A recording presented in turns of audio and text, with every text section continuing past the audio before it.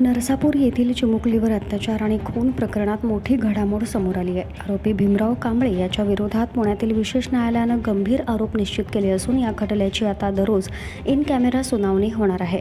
गुरुवारी सकाळी कडेकोट पोलीस बंदोबस्तात आरोपी भीमराव कांबळे याला न्यायालयात हजर करण्यात आलं. विशेष सरकारी वकील अजय मिसर यांनी न्यायालयात सांगितलं की आरोपीनं 1 मे रोजी चिमुकलीला गाठी शेव आणि गाईचं वासरू दाखवण्याचं आमिष दाखवून तिचं अपहरण केलं. त्यानंतर गोठ्या शेजारील शेडमध्ये नेऊन तिच्यावर अत्याचार करण्यात आला आणि तोंडात बोळा कोंबून मारहाण करत तिचा खून करण्यात आला. सरकार पक्षाने न्यायालयात अनेक महत्त्वाचे पुरावे सादर केले. यात आरोपी पीडित मुलीला घेऊन जात असल्याचे CCTV फुटेज, ओळख परेड, DNA चाचणी अहवाल, शवविच्छेदन अहवाल, न्यायवैद्यक प्रयोगशाळेचा अहवाल आणि आरोपीच्या कबुली जबाबावरून हस्तगत करण्यात आलेला मुद्देमाल यांचा समावेश आहे. या प्रकरणात तब्बल 82 साक्षीदारांची यादीही न्यायालयात देण्यात आली आहे.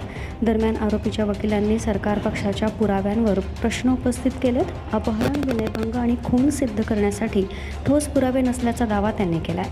तसंच लास्ट सीन टुगेदर आणि न्यायवैद्यक पुरावे योग्य नसल्याचा युक्तिवादही न्यायालयात करण्यात आला. मात्र दोन्ही बाजूंचा युक्तिवाद ऐकल्यानंतर न्यायालयानं आरोपीविरोधात प्रथमदर्शनी भक्कम पुरावे असल्याचं नमूद केलं. आरोपीला आरोप वाचून दाखवण्यात आले, मात्र त्याने सर्व आरोप फेटाळले.